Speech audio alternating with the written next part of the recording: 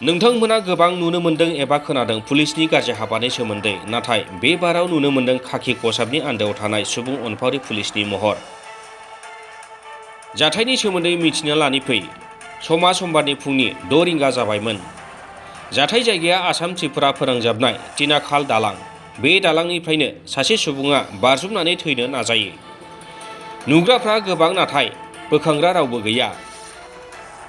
रावबो साहस खालामाखै दैनिफ्राय बोखांनो बे सुबुंखौ। खौरां हरनाय जायो पाथारकान्दी पुलिसनो। लोगो लोगोनो पाथारकान्दी पुलिस थानानि असिनि दैदेननायाव नुजाथि होयो पुलिसनि मोनसे हानजाया। बे पुलिस मावख'गिरिनि मुङा जाबाय समरजित बसुमतारी। थासारिखौ गाज्रि नुनानै पुलिस मावख'गिरि बिथाङा गावनो पुलिसनि इउनिफर्म खुनानै दैयाव बारजुमनानै सानस्रिलांना हमथाहैयो दैयाव गोदोलांनो नाजानाय सुबुंखौ आरो हारसिंनो रुगुङाव लाबोनो नाजायो। उनाव पुलिसनि माखासे सुबुङाबो पुलिस मावख'गिरिखौ सुबुंखौ बोरियाव बोखांनायाव मदद खालामो। जोबथारनायाव सुबुङा थैनायनिफ्राय रैखा मोनो। दैयाव दालांनिफ्राय बारजुमनानै थैनो नाजानाय सुबुङा पाथारकान्दी थाना सिंनि बैथाखालनि 48 बोसोरनि महन तान्ति। मख'जाथावदि आथिखालाव करिमगन्ज जिल्लानि पाथारकान्दी पुलिस थानानि असि महरै खामानि मावनाय समरजित बसुमतारीनि न'आ तामुलपुर जिल्लानि जाब्रांपारा गामियाव।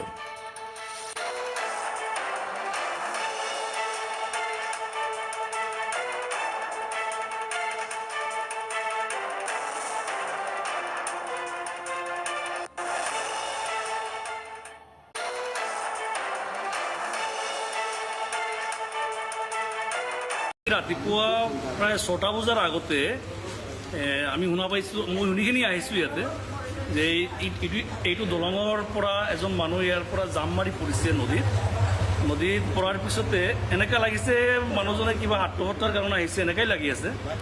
তাৰপিছতে ইয়াতে বহুত মানুহ আছিলে, থকাৰ পিছতো কিন্তু কোনো সাহস কৰা নাই এই মানুহজনক নদীৰ পৰা উঠাই আনা। তাৰপিছতে অচি ছাৰক, পাথাৰকান্দি অচি মিষ্টাৰ সমৰজিত বসুমতাৰী ছাৰক ফোন কৰা হৈছে। তেওঁ আহিছে, তেওঁ আহি কিনি তেওঁ দেখিলে কোনো নদীত যোৱা নাই মানুহজনক উদ্ধাৰ কৰাৰ কাৰণে। তেওঁ পিছত নিজে গামোচা পিন্ধিখিনি এই মানুহজনক উদ্ধাৰ কৰাৰ কাৰণে নদীত সাঁতুৰি গৈছিলে।